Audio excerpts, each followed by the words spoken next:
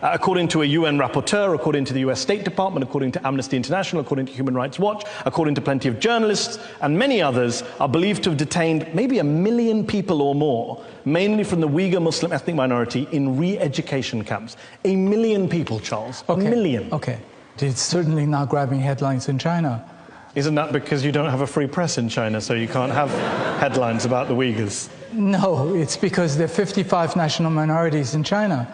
And Uyghurs' population is, in total... 9 and 10 million, I believe, in Xinjiang. Yes, 0.7%. But the world doesn't work on percentages. If you lock up 1 million people in camps, the world pays attention. 1.4 billion people need to be fed, need to be clothed, What's that got to do with locking up 1 million people in Xinjiang? That must concern you to hear that 1 million people of your fellow Chinese countrymen and women have been locked up by your government. If it's true, sure. How do we establish if it's true or not?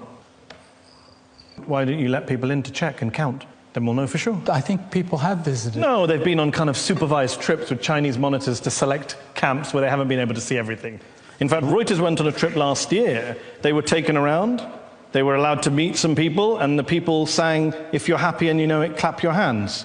And Chinese government monitors stood in the room the whole time, and no one was allowed to speak to anyone independently. Well, you know, Charles, that there are people who've been in those camps, who have come out of those camps, are now refugees in the US, in Kazakhstan, and they have testified to hooding, shackling, torture, sleep deprivation, sexual humiliation, starvation. This is what's coming out from people who've been in those camps in Xinjiang. If it's true, then they're certainly very bad.